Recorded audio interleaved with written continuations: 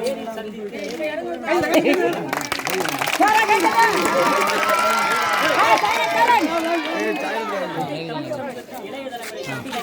வீரபாண்டி அம்பேத்கர் நகரில் ஏபிஜே அப்துல் கலாம் ஐயா அவர்களின் பிறந்தநாள் விழாவை முன்னிட்டு ஏபிஜே அப்துல் கலாம் அவர்கள் கிளி வளர்த்தேன் பறந்து போனது, அணில் வளர்த்தேன் ஓடி போனது, மரம் வளர்த்தேன் இவை இரண்டும் என்னிடத்தில் திரும்பி வந்தது என்று கற்பித்தார்.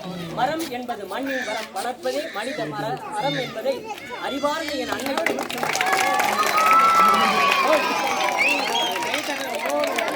மரம் என்பது மரமாக நீங்கள் பார்க்கிறார்கள். மரம் மூச்சு காற்று, மரம் மண்ணின் மரம்.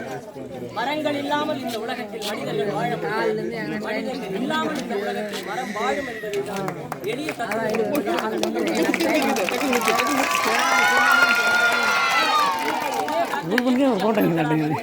கற்பிக்கிறார். என் அன்புக்குரிய தம்பிதங்கைகளே, கடவுள் எல்லாரையும் சோதிப்பதில்லை. எவன் ஒருவன் சாதிக்க நினைக்கிறானோ அவனே சோதனைக்கு உள்ளாக்கப்படுகிறான் என்று கற்பித்திருக்கிறார்.